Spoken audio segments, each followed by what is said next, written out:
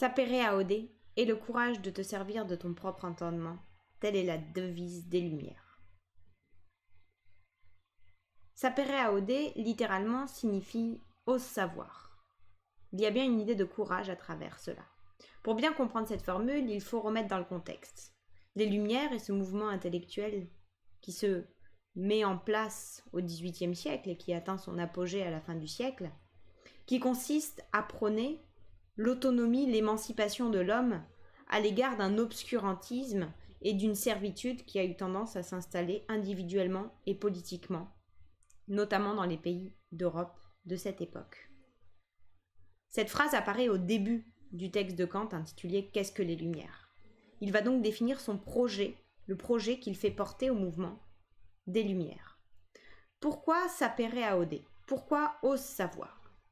Parce que Kant part du constat que les hommes, naturellement, sont plutôt paresseux et lâches. C'est-à-dire qu'ils manquent d'énergie, plutôt d'envie, de volonté, mais aussi de courage. Pourquoi faudrait-il de l'énergie et du courage pour connaître et pour être libre? Tout simplement parce que la connaissance, le savoir, prend du temps et demande des efforts.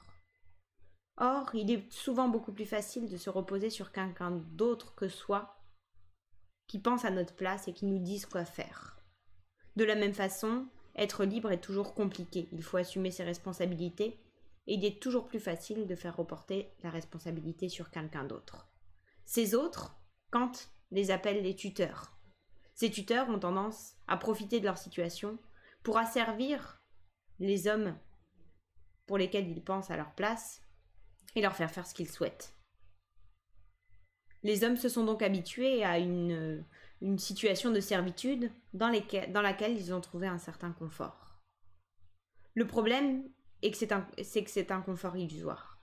C'est une idée que l'on trouvait déjà chez Platon dans l'allégorie de la caverne, telle qu'elle est présentée dans la République, où les hommes, même lorsqu'ils avaient la liberté de sortir hors de la caverne, contempler la lumière du soleil, finalement, décidaient souvent de rester dans le confort des ombres de la caverne.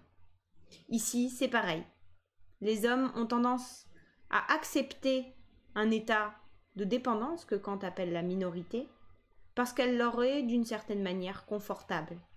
Or, Kant constate que plus les hommes attendent pour sortir de cette minorité, pour devenir majeurs, comme il dit, plus ils ont peur d'en sortir.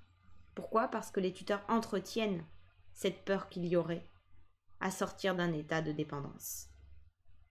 Le mot d'ordre de Kant, dans Qu'est-ce que les Lumières, est donc clair.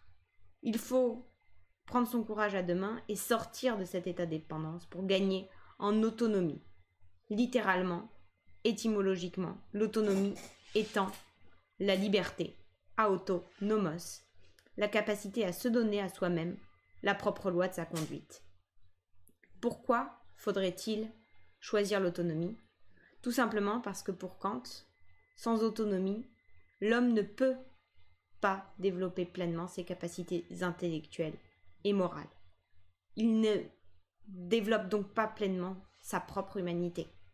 L'homme passerait donc à côté de sa condition humaine, dans tout ce qu'elle a de riche et d'intéressant, en choisissant cet état de dépendance dans lequel il trouve un certain confort.